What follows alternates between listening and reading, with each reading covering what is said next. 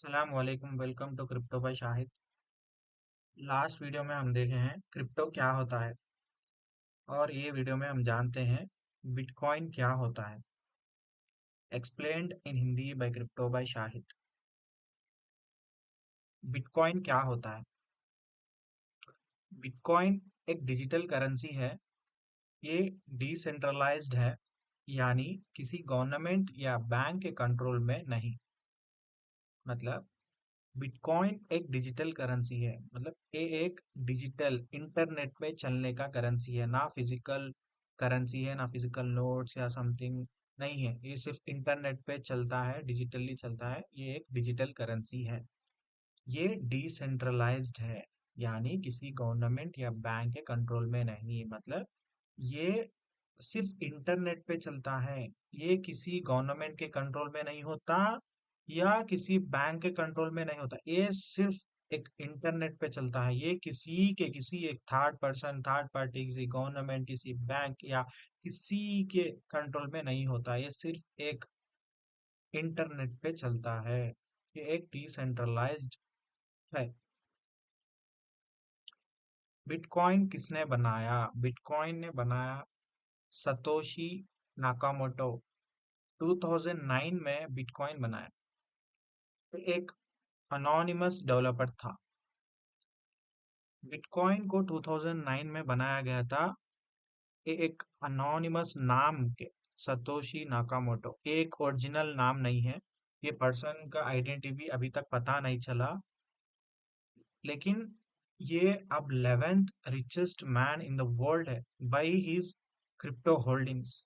लेकिन अभी तक इसका आइडेंटिटी नहीं है। ये कौन है, किधर है, क्या है, इसका कुछ भी पता नहीं। ये जो भी नाम है, ये भी एक सिंपल एक फेक नाम है, लगाया गया है, एक नॉर्मल। लेकिन उसका ओरिजिनल नाम नहीं है, ओरिजिनल आइडेंटिटी कुछ भी नहीं है इसका।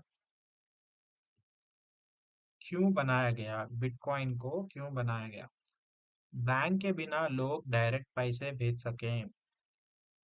लोग अब कुछ भी ट्रांजैक्शन करना है तो बैंक का इन्वॉल्वमेंट रहता है, लेकिन इसने सोचा कि हम ऐसा कुछ बनाते हैं कि कुछ भी बैंक या गवर्नमेंट का इन्वॉल्वमेंट नहीं चाहिए, और हम ट्रांजैक्शंस कर सकते हैं और मनी भेज सकते हैं। तो ऐसा कुछ सोच के इसको बनाया गया है, इन्फ्लेशन से बचने के लिए। जैसा हम देखते हैं, कुछ सालों पहले अमेरिका में बहुत ज्यादा इन्फ्लेशन आया था, पूरे मार्केट गिर गया था, बहुत ज्यादा वो हो गया था। तो ऐसे चीजों से बचने के लिए एक बनाया गया था, ट्रस्टलेस सिस्टम बनाने के लिए। हम सिस्टम भी कुछ ट्रस्टलेस सिस्टम बनाने के लिए भी ये यूज करते हैं। कैसे काम करता है? बिटकॉइन ब्लॉकचेन पे चलता है। हम ऑलरेडी जाने थे, ब्लॉकचेन एक टेक्नोलॉजी है जिसपे क्रिप्टो करेंसी का ट्रांजैक्शन चलते हैं और पूरे रिकॉर्ड्स रहते हैं। उसको ब्लॉकचेन कहते हैं। तो ब्लॉकचेन पे ये बिटकॉइन चलता है। ये पीयर टू पीयर नेटवर्क है जहां लोग डायरेक्टली ट्रांजैक्शन करते हैं। मतलब हम जाने थे ना लास्ट वीडियो में, पीयर टू पीयर मतलब एक किसी ना किसी एक दूसरे से पर्सन टू पर्सन अपन पेमेंट कर सकते हैं, ट्रांजैक्शन कर सकते हैं डायरेक्टली। तो इसे पीयर टू पीयर नेटवर्क कहते हैं। क्या सप्लाई लिमिटेड है? क्या बिटकॉइन का सप्लाई लिमिटेड है? हाँ, सिर्फ 21 मिलियन बिटकॉइंस ही कभी बनेंगे। तो ये जैसा आप देख सकते हैं कि दूसरे जो भी चीज़ें हैं अपने दुनिया में, वो उसका प्रोडक्शन हम बढ़ा सकते हैं, कर सकते हैं। अब जैसा गोल्ड भी है, गोल्ड और माइन कर सकते हैं, आते रहता है। लेकिन ये बिटकॉइन जो है ना, सिर्फ लिमिटेड है। इसके सिर्फ 21 मिलियन बिटकॉइन है। इसको लिमिटेड है, इसलिए इसका वैल्यू भी बहुत ज्यादा है। ये उसकी वैल्यू को रेयर बनाता है, क्योंकि इसका जो सप्लाई है, इसका जो है, बहुत कम है। तो इसके वजह से अपना इसका वैल्यू भी बहुत ज्यादा हो जाता है। यूज केस क्या है?